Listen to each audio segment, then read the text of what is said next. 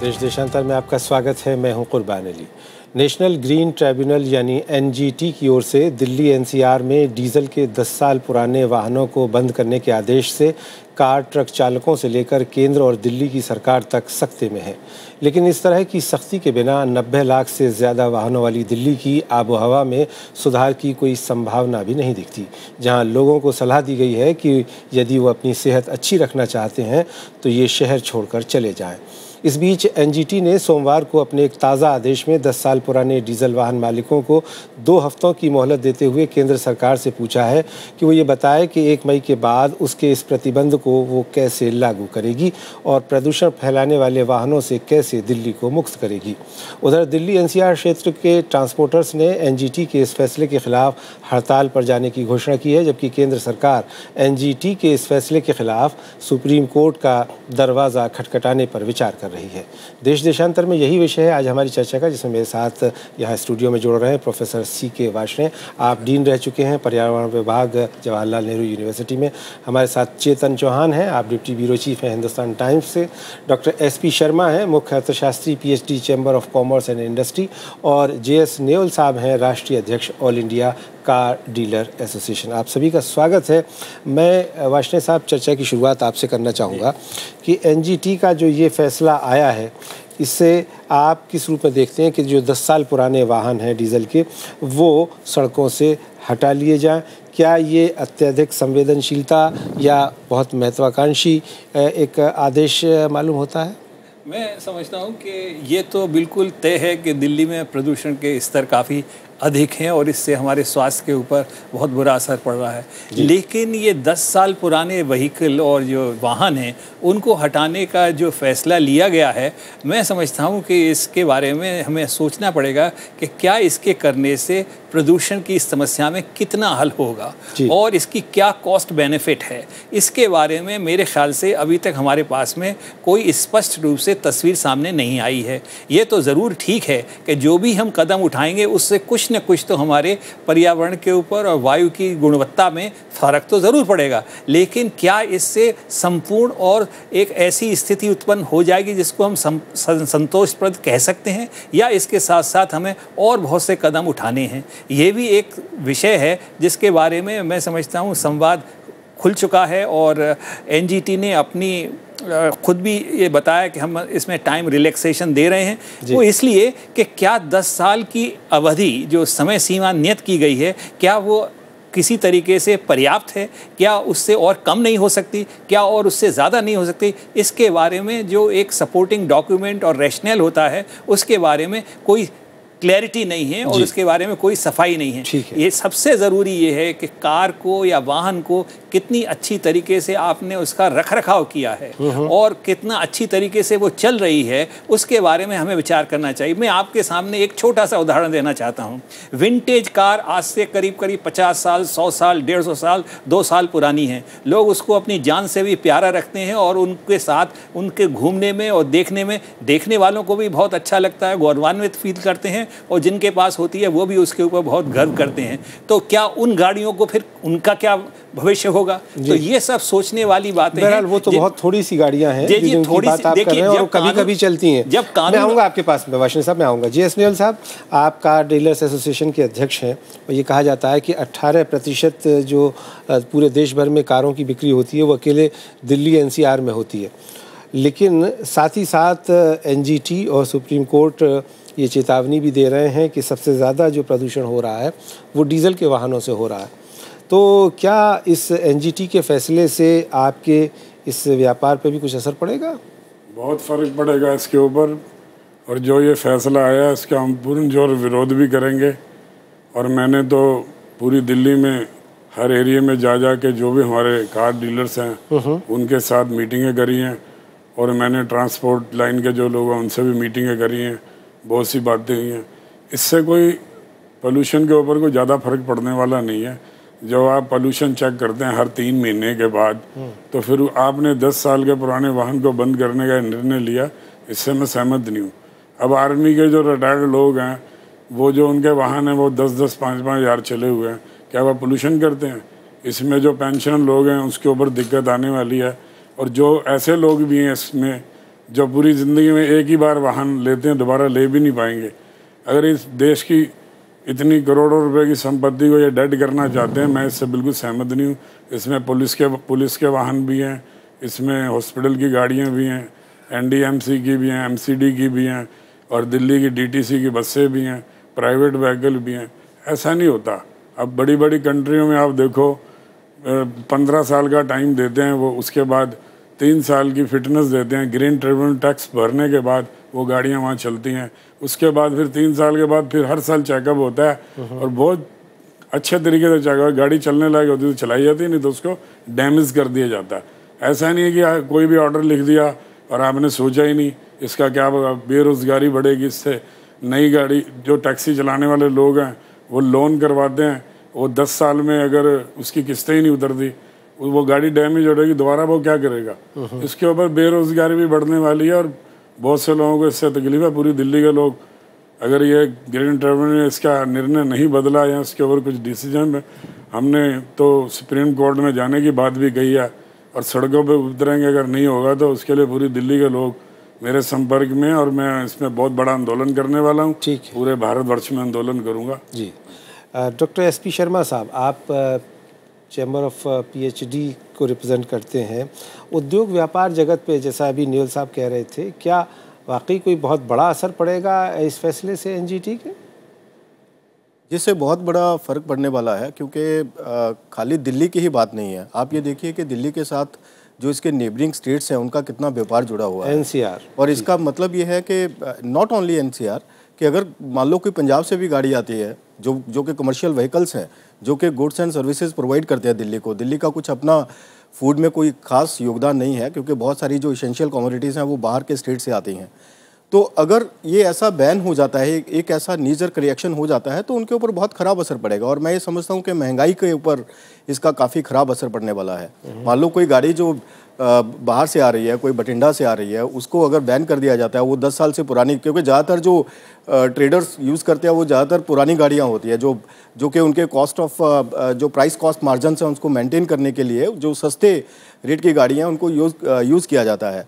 तो अगर वो बंद हो जाएंगी तो दिल्ली को कैसे वो सब चीज़ों की सप्लाई मिलेगी? ये खाली दिल्ली की ही बात नहीं है। मैं समझता हूँ कि इसका असर जो दूसरे स्टेट्स हैं उनके ऊपर भी पड़ेगा।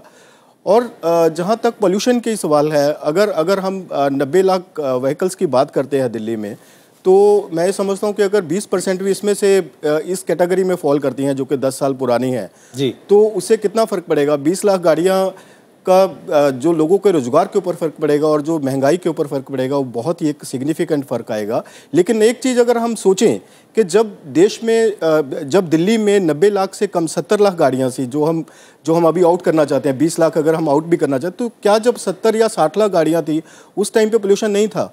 पोल्यूशन तो उस टाइम पे भी था। तो खाली एक गाड़ियों की वजह से पोल्यूशन को रिलेट करना एक कोई अच्छी बात नहीं है। मैं ये समझता हूँ कि इसके ऊपर एक विचार होना चाहिए, एक स्ट्रेटजी होना चाहिए। अगर फेज आउट करना है तो धीरे धीरे होना चाहिए, स्टेप्स में होना चाहिए, ना कि एक नी जर्क रिएक्शन होना चाहिए कि कल से हम जो 10 साल पुराना गाड़ी है उसको बंद कर रहे हैं। इसको एक फेज्ड मैनर में किया जा सकता है। जिस तरीके से देश के हालात हैं, जिस तरीके से हमें बहुत सारी एसेंशियल कमोडिटीज़ की ज़रूरत पड़ती है और जिस तरीके से महंगाई सेंसिटिव रहती है, अगर थोड़ा सा भी सप्लाई में प्रॉब्लम आता है तो महंगाई एकदम से ऊपर चली जाती है।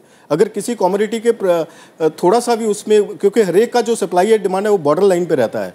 अगर मान लो कोई जो एसेंशियल कमोडिटीज़ दूसरे नेबरिंग स्टेट से आ रही हैं, उसका सप्लाई एक दिन के लिए भी ठप हो गया तो उसका महंगाई के ऊपर बहुत बुरा असर हो सकता है। तो ये सब चीज़ें हमें सोच के चलना होगा कि किस तरीके से इस फैसले को लागू किया जाए। क्या इसके लिए कोई और स्ट्रेटजी हो सकता है? क्या इसके लिए कोई फेस्ड मैनर हो सकता है जिसके ज़रिए 1 या 2 या 3 साल में इन चीज़ों को फेज आउट किया जाए? एक ही बार में सब 10 साल पुरानी गाड़ियों को नहीं, आप इसको इस तरीके से भी ले सकते हैं कि 1 साल में जो 14 साल 15 साल पुराना गाड़ी है उसको आउट कर दो, फिर उसके बाद 13 साल वाले, तो 6-6 महीने के अंतराल के बाद ऐसा भी कुछ स्ट्रेटजी, बहुत सारे तरीके हैं इस चीज़ को इम्प्लीमेंट करने के। ठीक है, मैं आता हूँ आपके पास में। चेतन चौहान साहब, आपको क्या लगता है कि NGT का ये फैसला कुछ रैशनल नहीं है, तर्कसंगत? नहीं, मेरे हिसाब से रैशनल इसलिए नहीं है क्योंकि आप कोई भी व्हीकल हो, किसी भी फ्यूल पे चलता हो, आप जब पोल्यूशन की बात कर रहे हैं तो इमिशन बेस्ड फेजिंग आउट होनी चाहिए।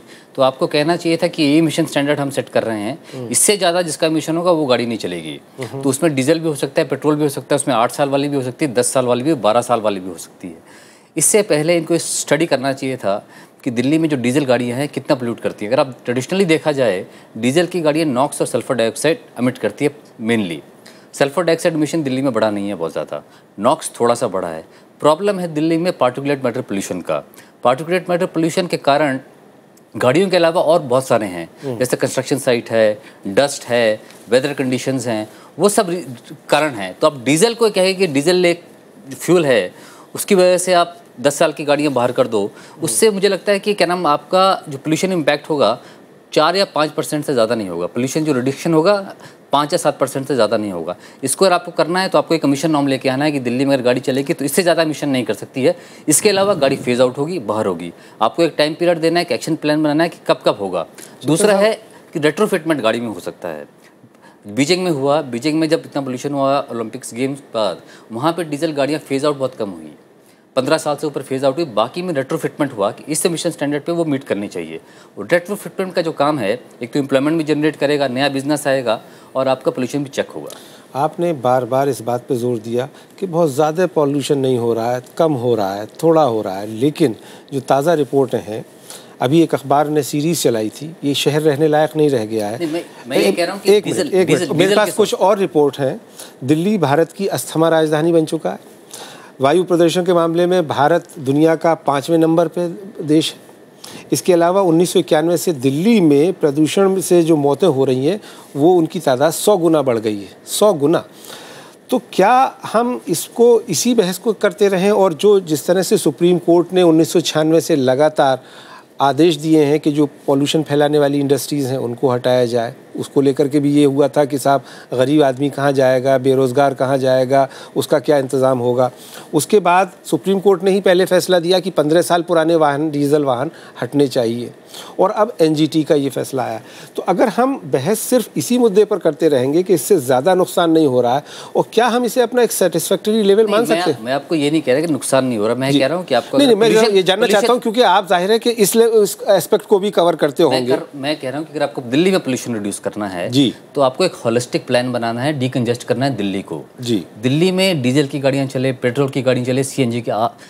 वर्ल्ड वाइड स्टडीज़ में आया है कि पार्टिकुलेट मैटर, सीएनजी भी एक मेजर सोर्स है उसका। जी हाँ, और ये जब से बड़ा है, जब से सीएनजी की व्हीकल्स आई हैं, डीजल की भी आई हैं, सीएनजी की भी आई हैं, तो आपका होलिस्टिक स्टडी होना चाहिए कि दिल्ली में पोल्यूशन जो इतना बड़ा है, गाड़ियों की वजह से मेनली बड़ा है, तो उसमें कौन से मेन सोर्स हैं। तो आप अगर आप एमिशन स्टैंडर्ड, एक एमिशन लेवल अगर आप सेट नहीं करोगे तो आपका कंट्रोल करना बहुत मुश्किल हो जाएगा। आप हर चीज़ के लिए कंट्रोल, आप डीजल जनसेट के लिए कीजिए, आप गाड़ियों के लिए कीजिए, सबके लिए कीजिए, और एक होलिस्टिक प्लान होना चाहिए। ये दिल्ली में अगर आप 10 साल का कम कर लो, बैन कर दोगे डीजल गाड़ी, उससे बहुत ज़्यादा फर्क नहीं पड़ने वाला है। होलिस्टिक प्लान क्या हो, सीके वार्ष्णेय साहब, आप तो पर्यावरणविद हैं और आपने इस पर काफ़ी काम भी किया है।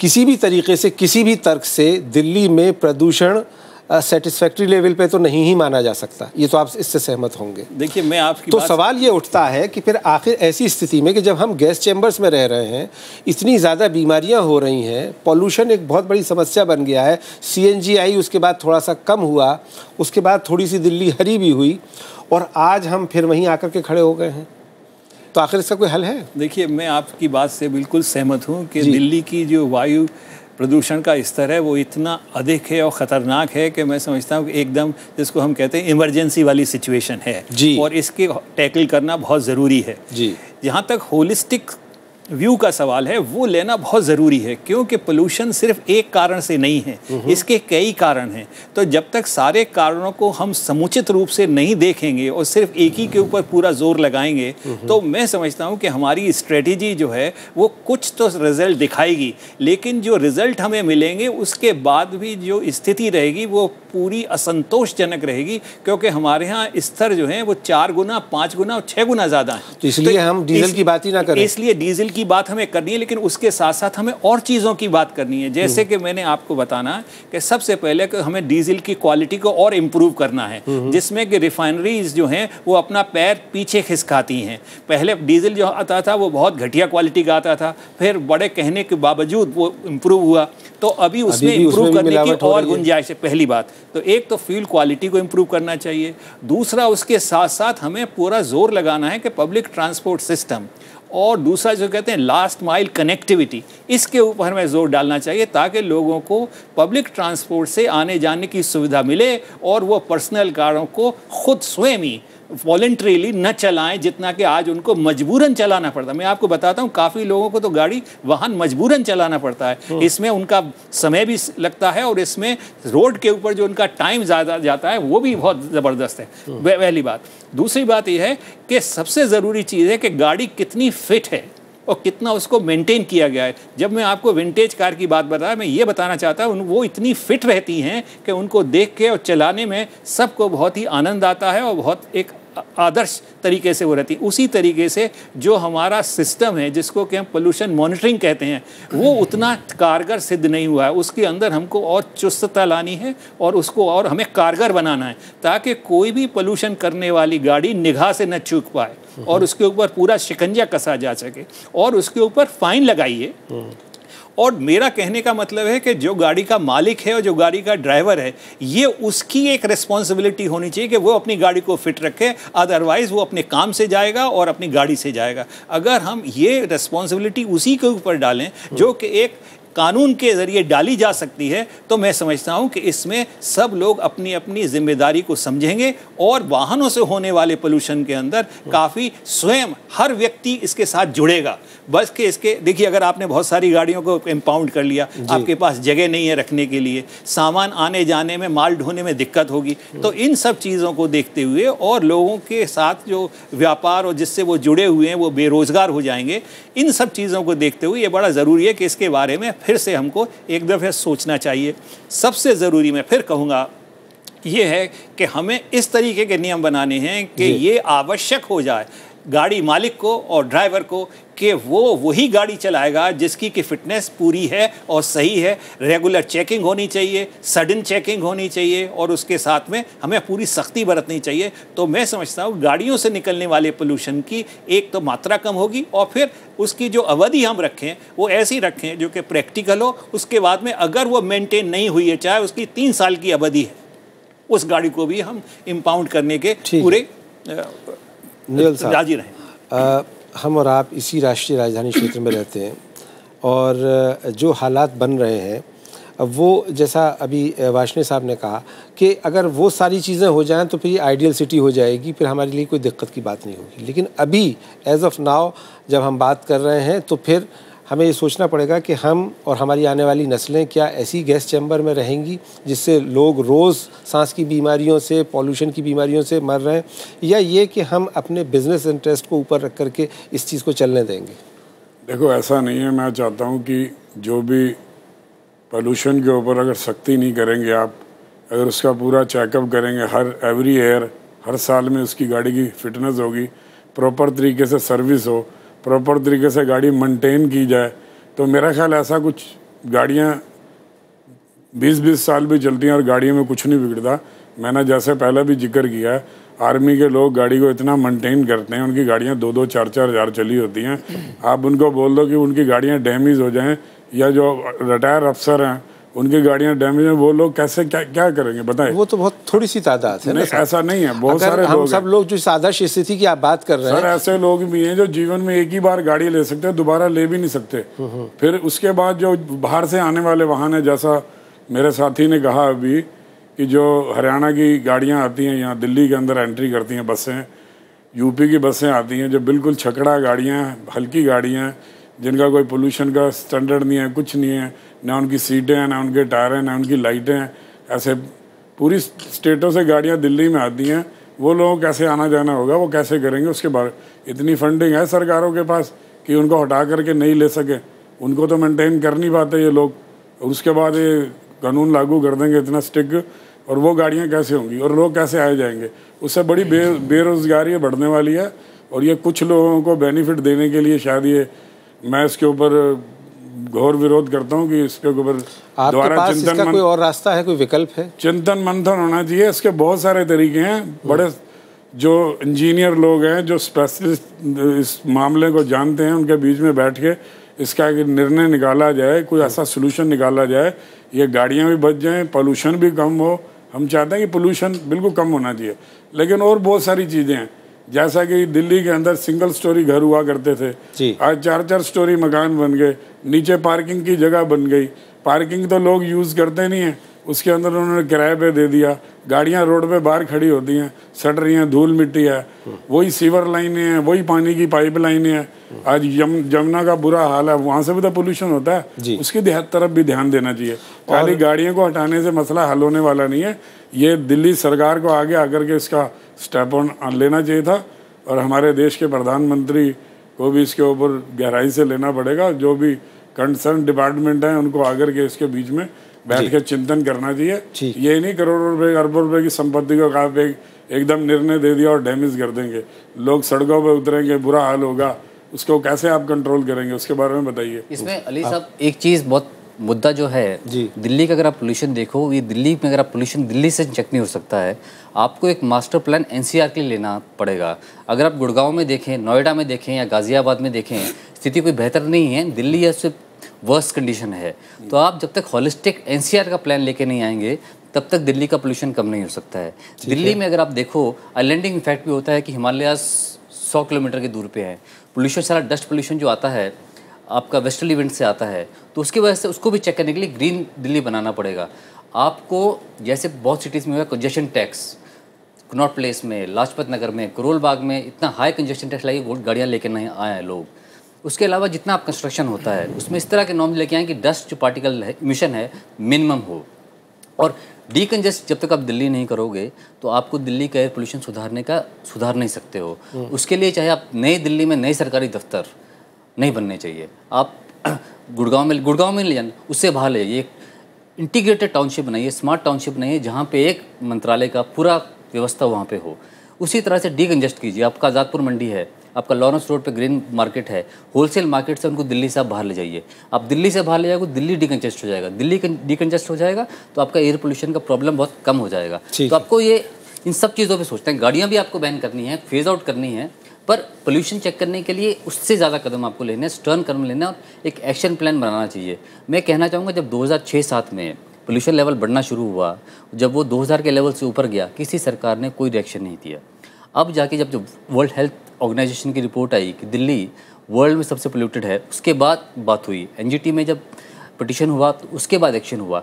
किसी भी सरकार ने, चाहे केंद्र सरकार हो, चाहे दिल्ली सरकार हो या कोई भी सरकार हो, कोई एक्शन उन्होंने नहीं लिया है। तो इसकी रिस्पॉन्सिबिलिटी सरकारों की है। सरकारों की वजह से दिल्ली गैस चैम्बर बना है और यहाँ की जो हवा है जहरीली हवा है। चलिए, आपने माना कि गैस चैम्बर बना है। एसपी शर्मा साहब, न्योल साहब कह रहे थे कि बड़े चिंतन मनन की ज़रूरत है, और आप चूँकि इंडस्ट्री को एक सलाहकार के तौर पे काम करते हैं और रास्ता भी दिखाते हैं, आपकी नज़र में इस पॉल्यूशन लेवल के साथ हम दिल्ली में एनजीटी के इस फैसले को माने या ना माने?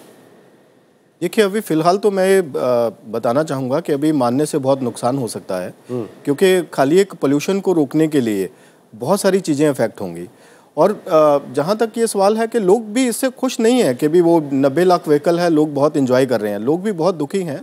खासकर जब आपको 20 किलोमीटर कवर करने के लिए 2 घंटे लगते हो तो उससे कितना पोल्यूशन फैलता है। सबसे पहले तो हमें जो रोड इंफ्रास्ट्रक्चर है, जो फैसिलिटेटिंग एनवायरनमेंट है, जो ट्रांसपोर्टेशन सिस्टम है, उसको इम्प्रूव करना होगा। अगर हम उस यातायात को एक स्मूथ लेवल पे ले आते हैं, जो 20 किलोमीटर कवर करने के लिए 2 घंटे खाता है उसको हम 1 घंटे पे ले आते हैं, तो उससे भी पोल्यूशन बहुत कम हो जाएगा। वो गाड़ी जिसको 40 मिनट रोड पे रहना चाहिए, वो जब 2 घंटे रोड पे रहेगी तो उससे ज़्यादा पोल्यूटेड रहेगा एनवायरनमेंट। तो हमें खाली एक चीज़ को ही फोकस करके कि गाड़ी को हटा दो, पोल्यूशन तो हम नहीं हटा सकते, तो ये एक अच्छा फैसला नहीं है। और अगर ये लेना ही है तो एक फेज्ड मैनर में होना चाहिए, और उसके लिए एक स्ट्रेटजी होना चाहिए, लोगों को टाइम दिया जाना चाहिए, सो दैट कि किसी का रोज़गार अफेक्ट ना हो, जो लोगों का डे टू डे लाइफ है उसके ऊपर कोई असर ना पड़े, जिन चीज़ों की हमें ज़रूरत है दिल्ली में वो पर्याप्त रहें, उनमें कोई बाधा ना आए। तो एक चौतरफा चिंतन करने की ज़रूरत है, उसके ऊपर एक अच्छे सोच के साथ एक लोगों को कंसल्ट करके फिर एक विचारधारा बना के फिर इस फैसले को लागू करने की ज़रूरत है। जी, लेकिन एक चीज़ मैं भी कहना चाहूँगा कि मैं इनकी बात से सहमत नहीं हूँ किसी भी देश में, किसी भी कैपिटल में अगर आप पर्सनल व्हीकल को प्रमोट करोगे, फ्लाईओवर बनाओगे, रोड के ऊपर रोड बनाओगे, उससे एयर पोल्यूशन कम नहीं होगा। जब तक आप पब्लिक ट्रांसपोर्ट को, लोगों को उनकी पर्सनल व्हीकल छोड़ने के लिए मजबूर नहीं करोगे, आप इंसेंटिव नहीं दोगे गाड़ियों ना खरीदने के लिए, तब तक पोल्यूशन कम नहीं होगा। लंदन में जनाब कंजेशन चार्जेस लगते हैं, सेंट्रल लंदन में अगर आप आते हैं दिन के टाइम, पब्लिक ट्रांसपोर्ट क्या इस तरह की योजना यहाँ भी हो सकती है? बिल्कुल हो सकती है और करना चाहिए। देखिए, इसमें 2-3 चीज़ें और भी हैं जिसको साथ साथ हमें सोचना चाहिए। जितने हमारे एवेन्यू ट्रीज़ हैं आज उनकी हालत बहुत ख़राब है और ट्रीज़ वगैरह जो हैं वो डस्ट पार्टिकल को कैच करते हैं और पोल्यूशन लोड को घटाते हैं। तो अगर उनकी संख्या बढ़ाई जाए एक योजनाबद्ध तरीके से तो उससे भी पोल्यूशन मैं आपको ये बताना चाहता हूँ कि पोल्यूशन को कम करने के लिए हमें चौतरफा कदम उठाने हैं, जो छोटे छोटे कदम होंगे लेकिन उनका सारा मिल कर के ऐसा असर होगा जिससे पोल्यूशन कम होगा। कोई अगर एक चीज़ करेंगे या 2 चीज़ करेंगे और हम उससे ये अपेक्षा रखेंगे कि पोल्यूशन कम होगा, तो मेरे ख्याल से ये हमारी थोड़ी सी भूल होगी। उसके साथ में आपको एक और बात बताना चाहता हूँ कि काफ़ी दिनों से बात सोची गई कि जो ट्रक दूर से आते हैं और दिल्ली से पास हर के फिर हरियाणा और पंजाब में जाते हैं, वो बीच सड़क से और सारी दिल्ली से गुजरते हैं, जिसकी वजह से ट्रैफिक भी बढ़ता है, कंजेशन भी होता है और पोल्यूशन भी होता है। तो उसके लिए जो बाईपास रोड है वो पता नहीं कितने सालों से उसके बारे में मसला चल रहा है, बातचीत चल रही है, बन रही है और वो पता नहीं किस स्पीड से चल रही है और कब होगी। तो अगर ये सब चीज़ें नहीं होंगी जो कि सरकार को करनी है, तो मैं समझता हूँ कि सिर्फ इस सब चीज़ से एक छोटे से कदम से, ये कदम भी ज़रूरी है कि गाड़ियों को जो कि मेंटेन नहीं है उनको रोका जाए। लेकिन इसमें समय ये भी सच्चाई है कि जितनी गाड़ियाँ मुंबई, चेन्नई और कोलकाता में हैं उतनी कुल मिलाकर के हमारे शहर दिल्ली में हैं और हमारे यहाँ ये शायद हर घर में एक से ज़्यादा कार रखने की भी एक आदत बन गई है। बहरहाल एनजीटी के इस फैसले पर व्यापक बहस होनी चाहिए कि 10 साल पुराने डीजल के वाहन हटाए जाएं, किस तरह से हटाए जाएं, योजनाबद्ध तरीके से हटाए जाएं, चरणबद्ध तरीके से हटाए जाएं और ये कि आम आदमी को प्रदूषण से राहत भी मिले। देश देशांतर में मेरे साथ आज इतना ही। वार्ष्णेय साहब, न्योल साहब, चेतन चौहान साहब और एसपी शर्मा साहब, आपका बहुत बहुत शुक्रिया इस चर्चा में भाग लेने के लिए। नमस्कार।